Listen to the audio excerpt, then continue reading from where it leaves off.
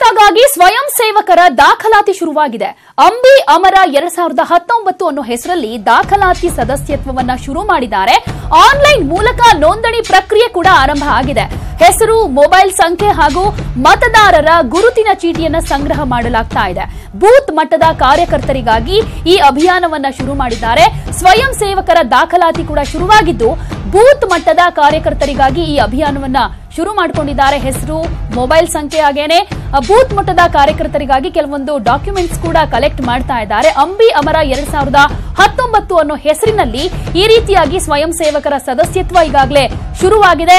ಹೆಸರು, ಮೊಬೈಲ್ ಸಂಖ್ಯೆ ಹಾಗೆ ಮತದಾರರ ಚೀಟಿ ಇದೆಲ್ಲವನ್ನ ಸಂಗ್ರಹ ಮಾಡಲಾಗ್ತಾ ಇದೆ. ಬೂತ್ ಮಟ್ಟದ ಕಾರ್ಯಕರ್ತರು ಈ ಅಭಿಯಾನವನ್ನ ಶುರು ಮಾಡಿಕೊಂಡಿದ್ದಾರೆ. ಸುಮಲತಾಗಾಗಿ ಸ್ವಯಂ ಸೇವಕರ ದಾಖಲಾತಿ ಶುರುವಾಗಿದೆ. ಅಂಬಿ ಅಮರ 2019 ಅನ್ನೋ ಹೆಸರಿನಲ್ಲಿ ಈ ಅಭಿಯಾನವನ್ನ ಶುರು ಮಾಡ್ತಾ ಇದ್ದಾರೆ. ಈ ಬಗ್ಗೆ ಮತ್ತಷ್ಟು ಮಾಹಿತಿಯನ್ನ ನಮ್ಮ ರಿಪೋರ್ಟರ್ ರಾಘವೇಂದ್ರ ಕೊಡ್ತಾರೆ. ರಾಘವೇಂದ್ರ, ಸುಮಲತಾ ಪರವಾಗಿ ಸಾಕಷ್ಟು ಮಂದಿ ಮಂಡ್ಯ ಜನತೆ ಬೆಂಬಲವನ್ನ ವ್ಯಕ್ತಪಡಿಸ್ತಾ ಇದ್ದಾರೆ. ಈಗ ಒಂದು ಅಭಿಯಾನವನ್ನ ಶುರು ಮಾಡಿಕೊಂಡಿದ್ದಾರಲ್ಲ, ಏನಿದು? ಖಂಡಿತವಾಗಿ ಪ್ರತಿಮಾ, ಏನೀಗ ಮಂಡ್ಯ ಜಿಲ್ಲೆಯಲ್ಲಿ ಈಗ ಚುನಾವಣೆ ಘೋಷಣೆ ಆದ ಬಳಿಕ ಮತ್ತಷ್ಟು ರಂಗವನ್ನು ಪಡೆದುಕೊಂಡಿದೆ ಅಂತ ಹೇಳ್ಬೋದು.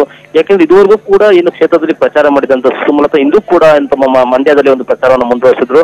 ಮಂಡ್ಯದ ನಾಗಮಂಗಲ ತಾಲೂಕಿನ ವಿವಿಧ ದೇವಾಲಯಗಳು ಸೇರಿದಂತೆ ಹಲವು ಹೋಬಳಿಗಳಲ್ಲಿ ಒಂದು ಭೇಟಿಯನ್ನ ಮಾಡಿ ಇವತ್ತು ಕೂಡ ತಮ್ಮ ಪ್ರಚಾರವನ್ನು ಮಾಡಿದ್ರು. ಈ ವೇಳೆ ಮಾತನಾಡಿದಂತ ಸುಮಲತಾ, ಏನು ನಾನು ಕೊನೆವರೆಗೂ ಕೂಡ ಕೈ ಟಿಕೆಟ್ಗಾಗಿ ಕಾಯ್ತೀನಿ, ಕೊನೆ ಕ್ಷಣದಲ್ಲಿ ಅವರು ಖಚಿತಪಡಿಸಿದ ನಂತರ ನಾನು ಮುಂದೆ ನಿರ್ಧಾರ ಪಡಿಸ್ತೀನಿ, ರಾಜಕೀಯದಲ್ಲಿ ಏನೇ ಬೇಕಾದ್ರೂ ಆಗ್ಬಹುದು, ಕಡೆ ಕ್ಷಣದಲ್ಲಿ ಕೂಡ ಟಿಕೆಟ್ ಅನ್ನ ಘೋಷಿಸಬಹುದು ಅನ್ನೋ ಮೂಲಕ ಇನ್ನೂ ಕೂಡ ಅವರು ಕಾಂಗ್ರೆಸ್ ಪಕ್ಷದ ಟಿಕೆಟ್ ಅಲ್ಲಿ ವಿಶ್ವಾಸ ನೀಡಿಸಿಕೊಂಡಿದ್ದಾರೆ. ಒಂದ್ ವೇಳೆ ಅವರು ಟಿಕೆಟ್ ಕೊಡ್ಲಿಲ್ಲ ಅಂದ್ರೂ ಕೂಡ ನಾನು ನನ್ನ ನಿರ್ಧಾರವನ್ನು ಮಾರ್ಚ್ 18ರಂದು ತಿಳಿಸ್ತೀನಿ ಅಂತ ಹೇಳಿದ್ದಾರೆ. ಜೊತೆಗೆ ಈಗಾಗಲೇ ಕೂಡ ಎಲ್ಲೋ ಒಂದು ಕಡೆ ಸುಮಲತಾ ಪಕ್ಷೇತರವಾಗಿ ಸ್ಪರ್ಧೆ ಮಾಡೋದು ಖಚಿತ ಅಂತ ಹೇಳಲಾಗ್ತಿದೆ. ಹೀಗಾಗಿನೇ ಕೂಡ ಸುಮಲತಾ ಚುನಾವಣೆ. ಓಕೆ, ಧನ್ಯವಾದ ರಾಘವೇಂದ್ರ ತಮ್ಮೆಲ್ಲ ಮಾಹಿತಿಗಾಗಿ. ಇನ್ನು ಮಾಜಿ ಪ್ರಧಾನಿ ದೇವೇಗೌಡರು ಮಾತನಾಡ್ತಿದ್ದಾರೆ, ಏನ್ ಹೇಳ್ತಿದ್ದಾರೆ ನೋಡೋಣ. ಹಲವಾರು ಕಡೆ ಟೂರಲ್ಲಿ ಇದ್ರು, ಅವ್ರಿಗೂ ಬರ್ಲಿಕ್ಕೆ ಹೇಳಿದೆ, ಬಂದಿದ್ದಾರೆ. ಈ ಹೊರಗಡೆ ಕೂರ್ಗ್ನೂರಿಗೆಲ್ಲ ಕಾಯ್ತಾ ಇದ್ದಾರೆ ನೋಡಿ ನೀವು. ಹೀಗೆ ಒಂದೊಂದು ಕಡೆಯಿಂದ ವಿಷಯನ ಚರ್ಚೆ ಮಾಡ್ತಾ ಇದ್ವಿ. ಸೀಟಿನ ವಿಷಯ ರಾಹುಲ್ ಗಾಂಧಿಯವರು ಅಂತಿಮವಾಗಿ ನಮ್ಗೆ ಏನು ನಿರ್ಣಯಕ್ಕೆ ಬರ್ತಾರೆ, ಅದಾದ್ಮೇಲೆ ಆ ಕ್ಷೇತ್ರ ಕರೆದು ನಾವು ಚರ್ಚೆ ಮಾಡ್ತೇವೆ, ಕ್ಯಾಂಡಿಡೇಟ್ನ ಫೈನಲೈಸ್ ಮಾಡಿದ್ವಿ. ಈ ಮಂಡ್ಯ ಈಗಾಗಲೇ ಹಾಸನದ ವಿಷಯ ಗೊತ್ತಿದೆ ನಿಮಗೆ, ಮತ್ತೇನದ್ರ ಬಗ್ಗೆ ಮಾತನಾಡಬೇಕಾಗಿಲ್ಲ. ಬಾಕಿ ಕ್ಷೇತ್ರದ ಬಗ್ಗೆ ಚರ್ಚೆ ಮಾಡಿ. ಅದೆಲ್ಲ ಸುಮ್ಮನೆ ಎಲ್ಲರೂ ಹೇಳ್ತಾರೆ, ಮೈಸೂರು ಹೇಳ್ತಾರೆ, ತುಮಕೂರು ಹೇಳ್ತಾರೆ, ನಮ್ಮ ಈ ಬೆಂಗಳೂರು ನಾರ್ತ್ ಎಲ್ಲ ಹೇಳ್ತಾರೆ.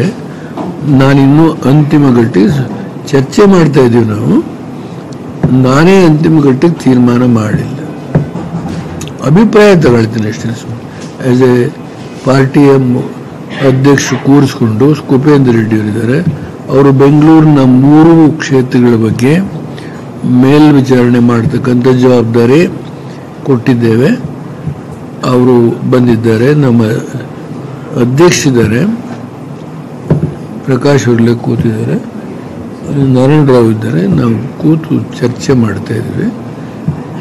ಇನ್ನೂ ಯಾವುದೇ ಒಂದು ತೀರ್ಮಾನಕ್ಕೆ, ಅಂತಿಮ ತೀರ್ಮಾನಕ್ಕೆ ಬಂದಿದೆ. ಅದೆಲ್ಲ ಬಿಡಿ, ಅದರ ಬಗ್ಗೆ ನೀವು ಕೊಡೋ ಸೂಚನೆನೂ ಗಮನದಲ್ಲಿ ಇಟ್ಕೊಂಡು ನಾವು ಕೆಲಸ ಮಾಡ್ತೀವಿ. ನಡೀರಿ,